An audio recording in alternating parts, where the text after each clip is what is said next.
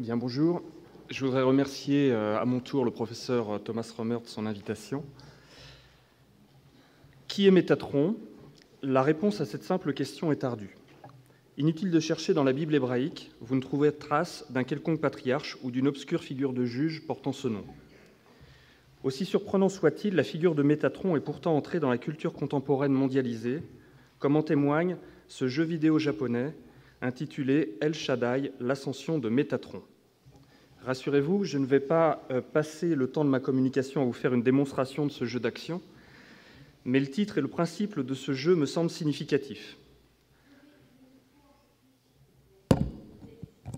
En effet, le titre est déjà porteur d'une ambiguïté apparente, puisqu'il est d'abord question de El Shaddai, nom divin attesté à une haute antiquité et repris parmi les nombreuses désignations du Dieu d'Israël dans la Bible hébraïque. Le principe du jeu ajoute une seconde ambiguïté, puisque les joueurs doivent prendre le contrôle d'Enoch, revêtu d'une armure, afin d'affronter des ennemis à travers les cieux. Il n'est donc jamais question de Métatron comme héros du jeu, mais bien d'Enoch. Le patriarche est en revanche mieux connu, puisqu'on dit de lui, en Genèse 5, versets 23 à 24, qu'après une vie terrestre de 365 ans, je cite, « Enoch marcha avec Elohim, puis il ne fut plus, car Elohim le prit. » Le motif de l'enlèvement divin de Enoch, soustrait pour ainsi dire à la mort qui affecte les humains, suscita une abondante littérature dans tous les courants du judaïsme ancien. L'analogie opérée dans le jeu vidéo entre Enoch et Métatron prend place dans ce cadre du judaïsme de la fin de l'Antiquité et du Moyen Âge. La figure si familière à ces époques d'Enoch, traversant les cieux pour s'approcher au plus près du trône divin, puis descendant sur terre pour apporter aux humains les fruits de la connaissance, se transforme probablement, par extrapolation, en celle de l'ange le plus élevé dans les cieux et du Yahvé Katan, littéralement le petit Yahvé en hébreu, au sens ambigu. L'adjectif petit désigne-t-il un Dieu inférieur à Yahvé, un Dieu jeune ou encore l'ange intime avec Dieu? La figure mutante d'Enoch reçoit un nouveau nom dans les textes juifs, Métatron. Ce nom a probablement traversé les époques puisqu'il est cité abondamment dans le Talmud de Babylone et dans un texte rattaché à la mystique juive de la Merkava, c'est-à-dire le trône-char de Dieu, que les modernes ont pris l'habitude de nommer Sefer Eralot, littéralement le livre des palais célestes, 3 Enoch ou troisième livre d'Enoch, car ils pensent voir une continuité avec les traditions contenues dans les 2 premiers livres d'Enoch. Par ailleurs, l'intérêt pour Métatron dans la recherche s'est ravivé récemment avec la comparaison entre, d'un côté, les traditions sur Métatron et, de l'autre côté, le rapport problématique entre Jésus et Dieu le Père dans le christianisme primitif. À l'énoncé de ces quelques éléments introductifs, on perçoit déjà la difficulté de caractériser la figure de Métatron. Par sa filiation avec les traditions sur Enoch, il endosse le costume de patriarche. Par sa proximité avec Dieu, il est assimilé à l'ange le plus haut dans les cieux. Et par ce même argument, on peine à délimiter sa désignation angélique et son identité divine. Pour expliquer ces identités multiples, homme, ange, voire Dieu, ainsi que le changement de nom d'Enoch à Métatron, il demeure primordial d'examiner les contextes dans lesquels prend place Métatron. Bien évidemment, on ne peut pas prendre ici les textes un à un, car les occurrences sont trop nombreuses. De plus, le repérage de traditions dans les écrits rabbiniques aboutirait à un catalogue de fonctions attribuées à Métatron, avec aussi une kyrielle de titres et une tendance à expliquer l'étymologie du nom Métatron selon la fonction qu'on lui attribue en priorité. En bref, je pointe la croissance exponentielle des fonctions assignées à une figure devenue emblématique d'un courant de pensée ou d'une idée centrale dans la littérature ad hoc, ce que les collègues anglo-saxons nomment une figure multitâche. Dans cette perspective, on peut citer d'autres exemples, comme Moïse, Abraham, le maître de justice, Jésus de Nazareth ou encore Rabbi Akiba. Métatron appartient assurément à cette catégorie, car il est décrit tour à tour comme scribe, agent de la révélation des secrets divins, figure de médiation de la connaissance et du jugement, intercesseur entre Dieu et les hommes et vice-versa, juge suprême à la cour céleste, secrétaire particulier de Dieu auprès des autres anges, grand prêtre céleste, voire chef de la liturgie angélique dans les cieux, ou chef de chœur. Également chambellan divin avec le titre prince de la présence, sous-entendu divine, mais aussi maître du monde sous l'égide de Dieu, expert de la sagesse divine, jeune, titre porté pour signifier probablement son statut de nouvel Adam ou de nouvel Enoch, aussi de petit Yahvé, comme je l'ai dit, sorte d'ange au trait divin ou de manifestation inférieure du nom de Dieu, et enfin de double anthropomorphique de Dieu à la taille incommensurable. Il n'est donc pas étonnant qu'on ne sache qualifier Métatron d'homme, d'ange ou de Dieu, ou bien des trois à la fois, car cet instantané est le résultat d'interactions littéraires complexes et de lents développements littéraires que les études de Gershom Scholem, Philippe Alexander ou Andrei Orlov ont récemment tenté de caractériser. Je ne reprendrai pas ces études, faute de temps, parce que je souhaite vous présenter un apport récent des études rabbiniques appliquées à la figure de Métatron. En effet, depuis une vingtaine d'années, les études rabbiniques connaissent enfin une approche historique. Les recherches les plus récentes mettent l'accent sur les situations politiques et économiques différentes qu'ont vécues les sages en Palestine sous domination romaine et byzantine et les sages en Mésopotamie sous domination parthe puis sassanide. Bien que souvent en lutte politique voire armée, l'Empire byzantin et l'Empire sassanide ont néanmoins connu d'importants échanges économiques et culturels. C'est dans ce cadre qu'il faut probablement penser la circulation de traditions rabbiniques entre la Palestine et la Babylonie. Toutefois, certaines traditions semblent être restées circonscrites à l'une ou l'autre région. Pour la figure de Métatron, on propose de voir si une telle distinction historique et géographique est pertinente afin d'expliquer ces multiples identités. Une des plus anciennes citations de Métatron se trouve dans le Sifré d'Eutéronome, un midrash de la génération des sages Tanaïm qui fut compilé avant le début du IVe siècle de notre ère. Au paragraphe 338, on lit « En ce jour-là, le Seigneur s'adressa à Moïse comme suit : Gravis cette montagne des Avarim, le mont Nebo, qui est dans le pays de Moab, en face de Jéricho, et regarde le pays de Canaan, que je donne aux Israélites en possession. » C'est la citation de Deutéronome 32, 48 à 49. Rabbi Eliezer dit « Le doigt du Saint, béni soit-il, est ce qui a servi à Moïse en tant que Métatron, en lui montrant toutes les villes du pays d'Israël, ce qui est loin du territoire d'Éphraïm, ce qui est loin du territoire de Manassé. Rabbi Josué dit, Moïse lui-même, le vit en entier par lui-même. Comment cela ? Il, c'est-à-dire Dieu, renforça les yeux de Moïse, et il vit depuis une extrémité du monde à l'autre. » Le terme Métatron signifie ici clairement le guide dans tous les manuscrits conservés, c'est-à-dire une traduction dérivée des mots latins et grecs métator. Le passage n'identifie pas ce nom avec un ange, mais avec le doigt de Dieu. D'ailleurs, les deux sages mobilisés discutent seulement l'anthropomorphisme de Dieu. Rabbi Eliezer explique Deutéronome 32, 48 à 49 avec cette image du doigt de Dieu, alors que Rabbi Josué conteste l'image en rapportant la capacité surnaturelle de Moïse à voir le monde, une capacité certes voulue par Dieu, mais sans son intervention directe. Le débat ainsi relaté et la relation explicite entre le doigt de Dieu et le mot Métatron livrent une clé de compréhension des identités multiples de Métatron. En effet, des milieux rabbiniques utilisaient des images concrètes pour décrire l'action de Dieu et des anges dans l'histoire biblique. Cependant, ces représentations anthropomorphiques restent toujours circonscrites à cette époque, comme ici avec le doigt de Dieu. Ces sages ne semblent pas s'inscrire dans une volonté de transgresser la tradition de non-représentation du Dieu d'Israël, puisque déjà le livre d'Ézéchiel comporte des images anthropomorphiques, à l'instar de la main de Dieu qui saisit le prophète pour lui donner un oracle, en Ézéchiel 1.3, 3.14, 22, etc., ou même un rouleau en Ézéchiel 2.9. Le passage de Sifré d'Eutéronome se comprend davantage selon cette perspective qualifiée souvent de mystique. Le texte, entre autres, montre que de telles idées circulaient dans le judaïsme rabbinique, et la réponse de Rabbi Josué signale qu'une telle tendance demeurait débattue au début du IVe siècle. On devine aussi que l'assimilation du doigt de Dieu avec le terme Métatron constituait une pierre d'attente vers la fusion des deux motifs, vers la personnification angélique ou divine. Un midrash palestinien plus tardif, 5e, 6e siècle, Genèse Rabbah ou Bereshit Rabbah, décrit Métatron en des termes comparables. Un passage commente à la fois le commandement divin en Genèse 1.9, je cite, « Dieu dit que les eaux au-dessous du ciel se rassemblent en un seul lieu et que le pays sec paraisse, et il en fut ainsi. » Également le psaume 104.7 qui reprend le pouvoir créateur de Dieu à cette occasion, je cite, « Elles, c'est-à-dire les eaux, ont fui devant ta menace, elles se sont affolées à la voix de ton tonnerre. » Puis, en Genèse Rabbah 5.4, on ajoute à la suite, Rabbi Lévi dit « Quelques commentateurs, en contexte Ben Azaï et Ben Zoma, interprètent la voix du Seigneur devint un métatron ou mitatron selon les manuscrits des eaux. Comme il est écrit, la voix du Seigneur est sur les eaux, qui est une allusion au psaume 29.3. Une glose et un commentaire dans le manuscrit de Londres suggèrent de lire non métatron, mais métator ou mitator, c'est-à-dire le guide.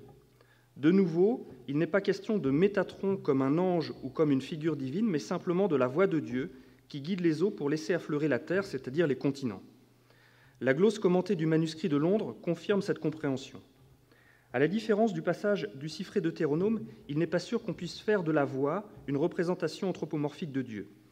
Le passage de Genèse-Rabbah ne porte pas trace, d'ailleurs, de débat sur un tel sujet, contrairement au Siffré.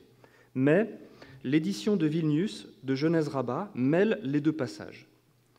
Ainsi, on peut comprendre en contexte que la seule mention de Métatron ne dit rien d'une figure humaine, angélique ou divine en Genèse-Rabbah 5.4. En revanche, des milieux rabbiniques semblent avoir harmonisé le nom commun avec la figure de Métatron selon l'édition de Vilnius. Toutefois, le débat sur l'anthropomorphisme de Dieu n'est pas repris. La comparaison des extraits du Siffré et de Genèse-Rabbah montre qu'avant de devenir une figure, Métatron est un nom commun pour dire le guide.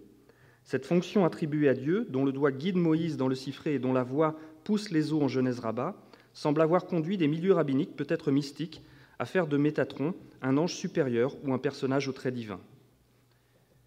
Un autre texte palestinien, le Targum du pseudo-Jonathan, dont la compilation est tardive mais qui contient des traditions anciennes, traduit et interprète ainsi le fameux passage déjà cité de l'enlèvement d'Hénoch en Genèse 5.24. Je cite, « Hénoch pria en vérité devant le Seigneur, et voici qu'il ne fut plus avec les habitants de la terre, parce qu'il fut pris, et il monta jusqu'au firmament sur l'ordre de Dieu. Et il fut appelé Métatron, le grand scribe. » La date de ce passage demeure difficile à établir, mais on constate que Métatron est ici un nom propre, une figure assimilée explicitement à Hénoch.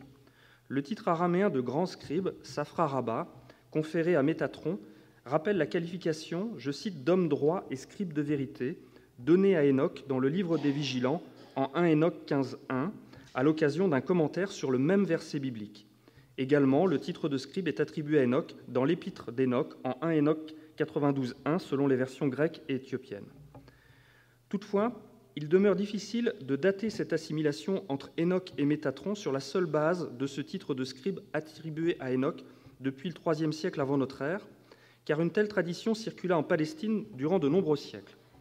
Quoi qu'il en soit, le passage ne semble pas disserter sur Hénoch comme un ange supérieur dans les cieux qui se transformerait en un Métatron au trait divin. Dans un autre passage du Targum sur Deutéronome 34.6, Métatron apparaît avec les anges Yophiel, Uriel et Yéphéphia au pied du lit de mort de Moïse. Il est donc probable qu'Hénoch désigne une figure humaine dans le passage étudié et que l'assimilation à Métatron signifie son angélification, c'est-à-dire sa transformation en ange. Les traditions sur le patriarche Hénoch, homme au destin singulier dans sa relation à Dieu, ont donc servi à expliquer et justifier le passage du nom commun Métatron, le guide, à Métatron, une figure angélique, voire divine. Le changement de nom d'Hénoch à Métatron est le signe de cette mutation. Malheureusement, on ne sait dater un tel motif. Un autre texte rabbinique palestinien, rédigé entre la fin du Ve siècle et le début du VIIe siècle, l'Histoire des 10 martyrs, identifie Métatron au prince de la face, Sar Apanim, qui reçut Rabbi Ishmaël dans les cieux afin de s'entretenir avec lui de la foi des 10 martyrs. Rabbi Ishmaël apprend de Métatron que la raison d'être de l'autel en face de lui est le sacrifice des âmes des justes par les anges. On peut rapprocher ce passage du Talmud de Babylone au traité Agiga 12b, Zeva 62a et Ménarot 110a, qui fait de l'ange Michel celui qui offre les sacrifices dans le temple céleste. De nombreux textes juifs rédigés durant les 3 derniers siècles avant notre ère accordent à l'ange Michel une place supérieure aux autres anges. Il est alors probable que le Talmud de Babylone prolonge cette tradition bien connue. Pourquoi l'histoire des 10 martyrs accorde-t-elle une telle place à Métatron et non à Michel ? Le texte du Midrash nous est connu seulement par des manuscrits tardifs, le plus ancien datant du XVe siècle. C'est pourquoi on peut penser que Métatron, devenu l'ange supérieur dans le judaïsme rabbinique entre-temps, a remplacé Michel lors de la copie des manuscrits. Cette fois-ci, le texte étudié ne nous renseigne pas sur les identités multiples de Métatron en Palestine, mais sur le succès grandissant de la figure angélique de Métatron, au point de supplanter la figure angélique plus ancienne de Michel.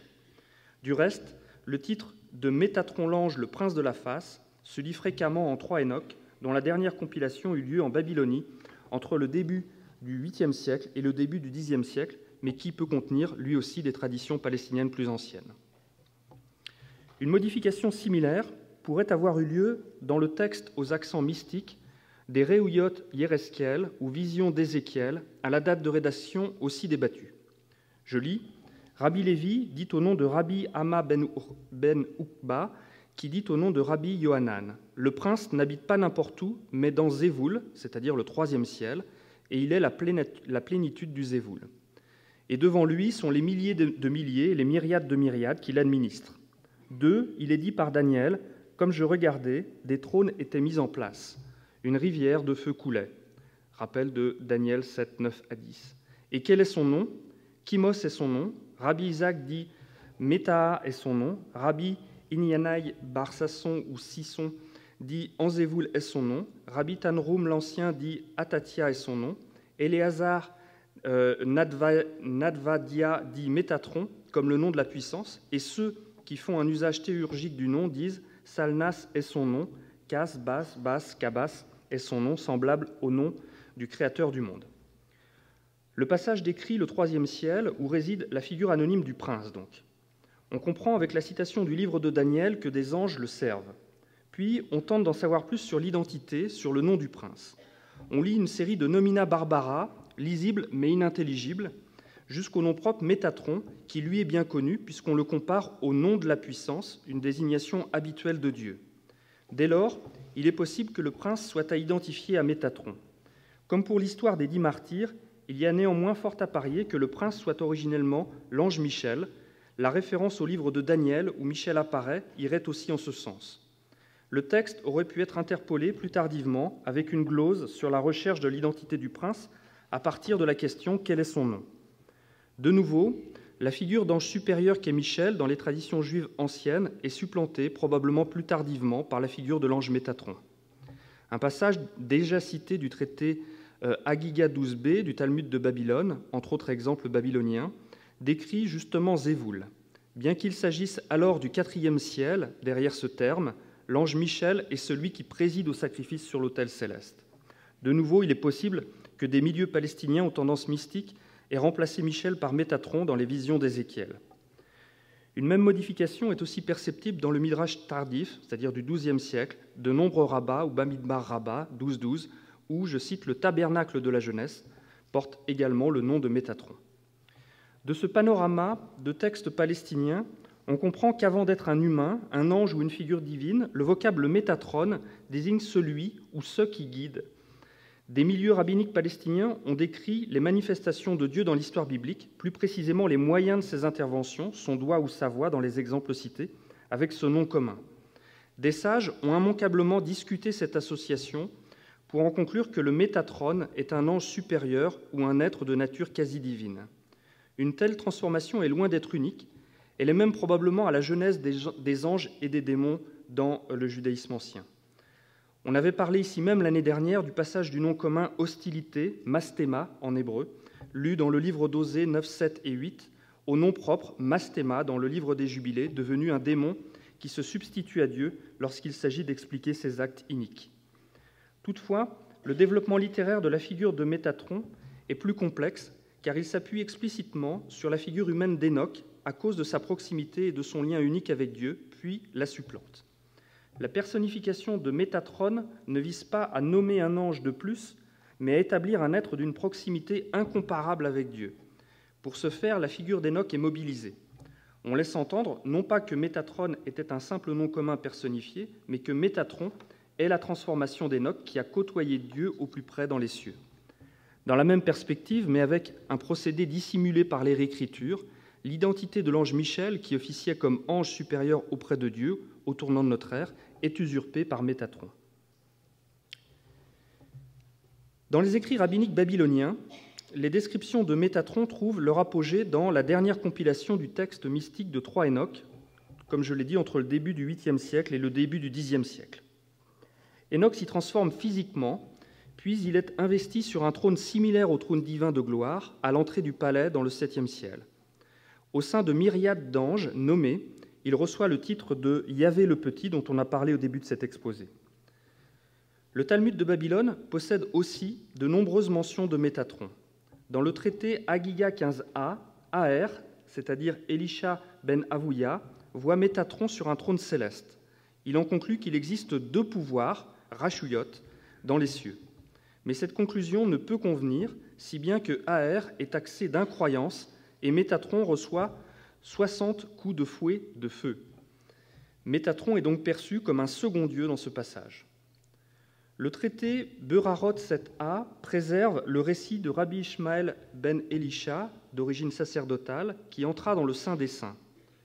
Il, je cite, « vit Akatriel Ya, le seigneur des armées, siéger sur un trône élevé et exalté. En ce lieu, on ne peut s'attendre qu'à voir Dieu. C'est pourquoi Akatriel Ya est sans doute une désignation du Dieu d'Israël. Des textes apparentés au Eiralot, la littérature des palais célestes, comme Zoutarti 501, la Haggadah de Rabbi Ishmael et l'appendice de 3 Enoch 15b, contiennent la même identification d'Akatriel avec Dieu. Cependant, un passage de l'écrit mystique Maaseh Merkava fait de Rabbi Ishmael ben Elisha, Elisha ben Avouya, c'est-à-dire Aër, probablement sur la base du nom Elisha commun aux deux noms, et Akatriel endosse alors le costume de l'ange assis à l'entrée des cieux, c'est-à-dire la fonction de Métatron. Akatriel n'est donc pas ici perçu comme un dieu, mais comme l'ange supérieur. D'ailleurs, Aër ne parle pas de deux pouvoirs dans les cieux au paragraphe 597. Je cite, « Seigneur du monde, tu écrivis dans la Torah, « Voici, ô Seigneur ton Dieu, appartiennent le ciel et le ciel des cieux. » Et il est écrit, « Les cieux racontent la gloire de Dieu et le firmament annonce l'œuvre de tes mains, une seule. » Il me dit, « Elisha, mon fils, es-tu peut-être venu afin de réfléchir à mes normes? N'as-tu pas entendu la parabole que les êtres humains appliquent ?»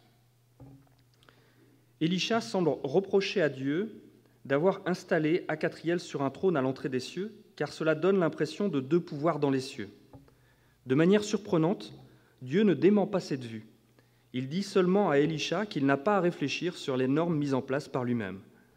C'est pourquoi le texte assume implicitement l'existence effective de deux pouvoirs dans les cieux, avec Dieu d'un côté et Akatriel Métatron de l'autre, faute de la démentir. Un autre passage seulement conservé dans le Talmud de Babylone, au traité Sanhédrin folio 38b, raconte la dispute entre Rav Hidit et un mine, ce qu'on a pris l'habitude de traduire par un hérétique, au sujet de l'interprétation d'Exode 24.1. Je cite, « Et à Moïse, Dieu dit, monte vers Yahvé. » Le mine pensait que le nom divin devait être corrigé pour être cohérent avec le discours direct. Il suggère de dire « monte vers moi ». Le sage répondit que la tournure devait demeurer car le nom de Métatron est comme celui de Yahvé. À travers ces extraits choisis des textes juifs babyloniens, on perçoit que des milieux juifs babyloniens se préoccupent davantage de Métatron comme l'ange supérieur ou comme un second dieu, non sans en débattre. Il n'est pas question ici d'un nom commun ou de l'assimilation avec le patriarche Enoch en 3 Enoch. L'assimilation avec le patriarche Enoch en 3 Enoch relève probablement de l'histoire littéraire complexe du texte entre la Palestine et la Babylonie. La multitude des identités de Métatron correspond à une vue générale des écrits rabbiniques et mystiques. Cependant, la distinction entre les écrits palestiniens et les écrits babyloniens me semble donner des indications sur le développement littéraire de la figure dans le judaïsme ancien. En effet, les textes palestiniens partent du nom commun Métatron, appliqué à des manifestations de Dieu dans l'histoire biblique pour en faire une figure angélique supérieure aux autres anges. La proximité d'Enoch avec Dieu sert alors de modèle, ce qui entraîne une assimilation d'Enoch avec Métatron. Antérieurement à Métatron circulait aussi en Palestine une tradition faisant précisément de l'ange Michel cette figure angélique supérieure. Des indices de réécriture montrent que Métatron a supplanté Michel dans des manuscrits médiévaux.